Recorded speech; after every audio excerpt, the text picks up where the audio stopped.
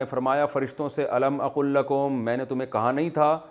دیکھیں اس وقت اللہ نے فرشتوں کو جواب تفصیل سے نہیں دیا تھا.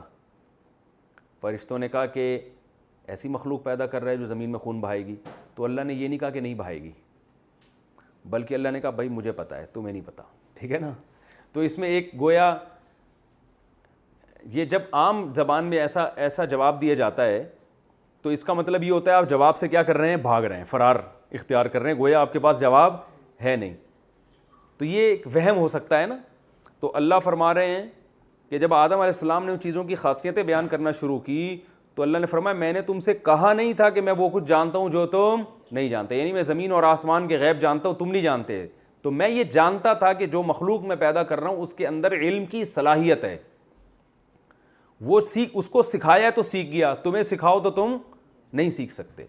تو یہ اس کے اندر ایک کوالٹی ہے جس کی وجہ سے زمین پر اس کو خلافت کا حق ہے. خلافت پھر جانوروں پر بھی ہوگی، اس کی ہر چیز اس کے تابع ہوگی، ہر چیز اس کے ماتحت ہوگی. وما تبدون وما کنتم تکتمون، اور میں وہ بھی چیزیں بھی جانتا ہوں جو تم ظاہر کرتے ہو اور وہ چیزیں بھی جانتا ہوں جو تم چھپاتے ہو. پھر جب فضیلت ثابت ہو گئی نا آدم علیہ السلام کی فرشتوں پر کہ بھئی اس کے میٹیریل کو تو دیکھتے ہو مٹی سے بنا ہے، لیکن اس کے اندر جو دماغی صلاحیتیں ہیں وہ تم سے زیادہ ہیں.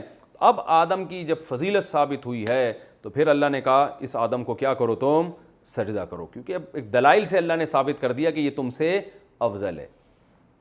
پہلے بھی اللہ حکم دیتے تو فرشتے سجدہ کر لیتے، لیکن ایک چیز کو اللہ نے ان کے سامنے جو ہے نا ثابت کیا تو حکم دیا سجدہ کرو. تمام فرشتوں نے سجدہ کیا مگر شیطان نے نہیں کیا. اب سوال یہ پیدا ہوتا ہے شیطان تو فرشتہ تھا ہی نہیں، اللہ تو حکم دے رہے ہیں کہ فرشتوں کو کہ سجدہ کرو، مگر اللہ کہہ رہے ہیں سب نے کیا مگر شیطان نے نہیں کیا. تو بات یہ، اس کو کہتے ہیں دلالت النص، کہ جب فرشتوں کو حکم دیا جا رہا ہے کہ آدم کو سجدہ کرو تو جنات تو فرشتوں سے کم درجے کی چیز ہے، وہ تو بطریق اولا اس میں داخل ہیں. تو اس لیے ضمناً ان کو بھی آرڈر خود بخود ہو گیا تھا.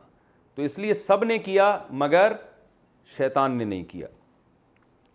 ابا، اس نے انکار کیا، واستکبرا، اور تکبر کیا اس نے، وکان من الکافرین، اور تھا کس میں، کافروں میں سے ہو گیا وہ.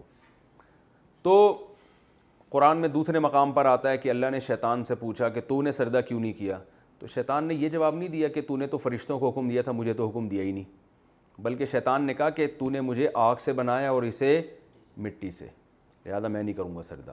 یہ نہیں دیکھ رہا کہ تم تو آگ سے بنے ہو، فرشتے تو نور سے بنے ہیں، جب وہ کر سکتے ہیں تو آگ تو بطریق اولا کرے گی. تو انسان کو جو فضیلت دی گئی ہے وہ اس کے مٹی ہونے یا اس مادے کی بیس پہ نہیں جس سے بنایا گیا، بلکہ اس بیس پر کہ اس کو اللہ نے علم کی صلاحیت دماغ میں ہوتی ہے نا، یہ صلاحیت اللہ نے اس کو دی ہے.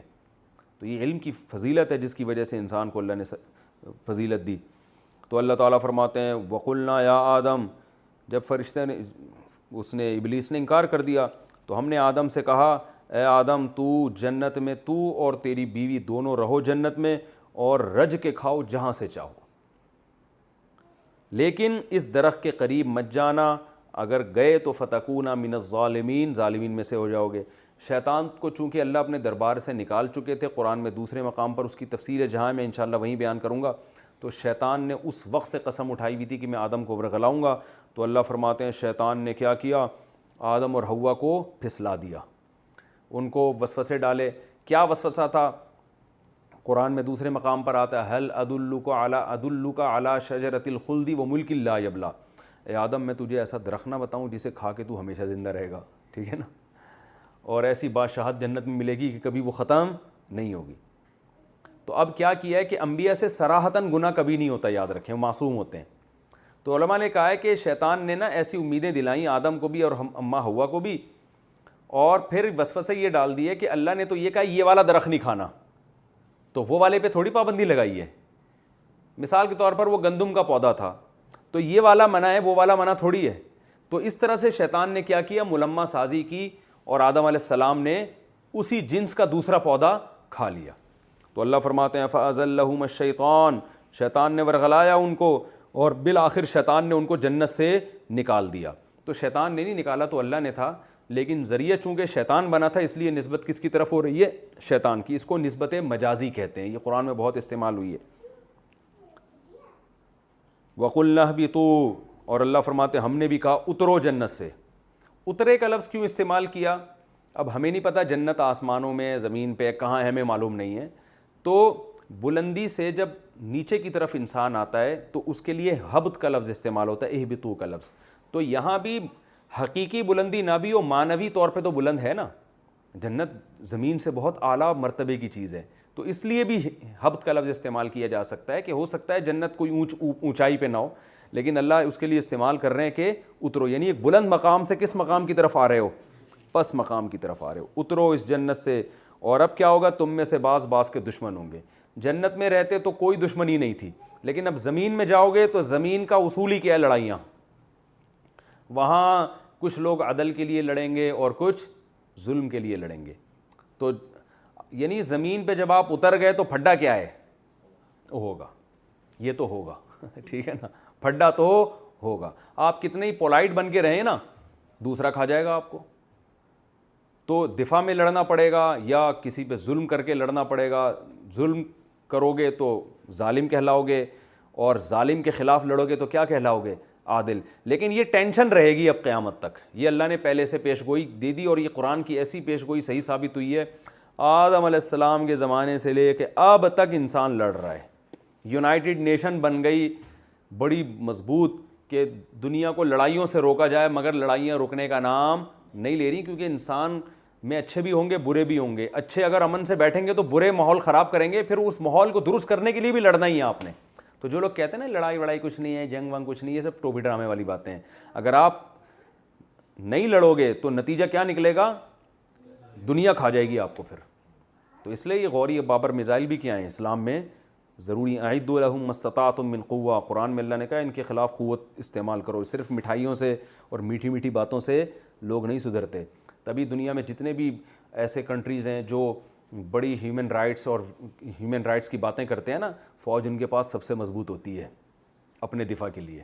وہ کبھی یہ نہیں کہتے کہ ہم دنیا کو محبت سے سمجھائیں گے، اور جو ہمارے اوپر حملہ کرے گا تو ہم اسے دوستی گلے لگائیں گے اور محبت سے ہم اس کو رام کر لیں گے، ایسا نہیں ہوتا۔ انہوں نے بھی بڑی زبردست آرمی رکھی ہوئی ہوتی ہے، فوج رکھی ہوئی ہوتی ہے۔ تو اللہ نے فرمایا اے آدم ایک مسئلہ تو اب آپ کے ساتھ یہ ہے کہ آپ لوگ کیا کرو گے؟ قیامت تک لڑتے رہو گے، ہمیشہ کی لڑائی ہے۔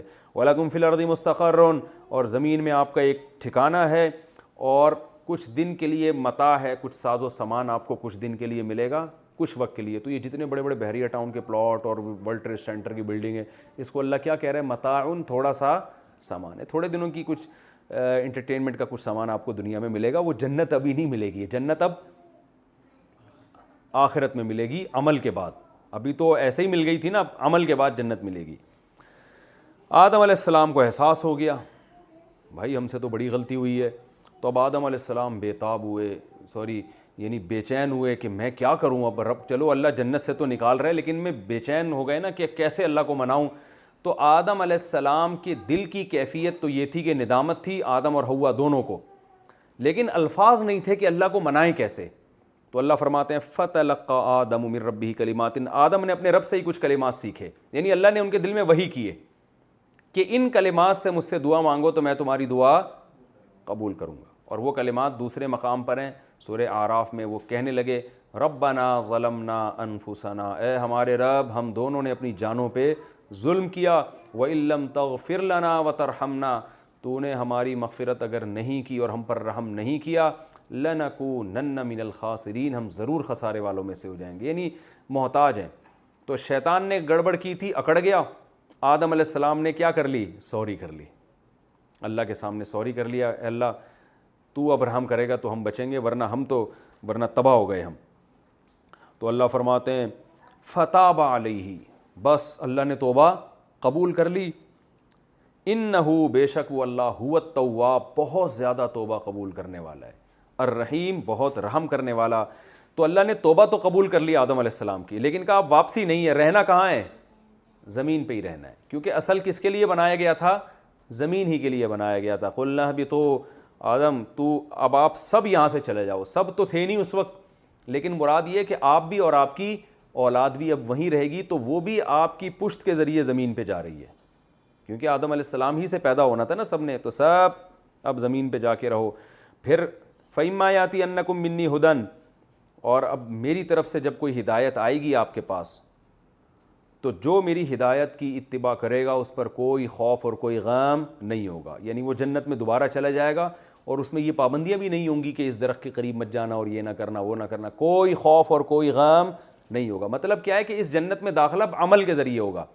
تو میری طرف سے جو ہدایت آئے گی وہ پیغمبروں کے ذریعے، آسمانی کتابوں کے ذریعے، وہ قیامت تک ہدایت کا سلسلہ چلتا رہے گا۔ آخری نبی رسول اللہ صلی اللہ علیہ وسلم تو ان کی نبوت قیامت تک باقی رہے گی اور ان کی کتاب بھی قیامت تک باقی رہے گی، اور ان سے پہلے بھی پیغمبر آتے رہیں گے۔ تو جب کسی کے پاس کوئی ہدایت نامہ آئے گا، جو اس ہدایت کو فالو کرے گا وہ تو کامیاب ہوگا۔ والذین کفروا وکذبوا بآیاتنا، اور جو اس ہدایت کا انکار کریں گے اور ہماری آیات کو، نشانیوں کو جھٹلائیں گے، یہ آگ والے لوگ ہوں گے جس میں یہ ہمیشہ رہیں گے۔ تو اب وہ اس جنت میں دوبارہ داخل نہیں ہو سکتے۔ اللہ تعالی ہم سب کو سمجھنے کی، عمل کی توفیق عطا فرمائے۔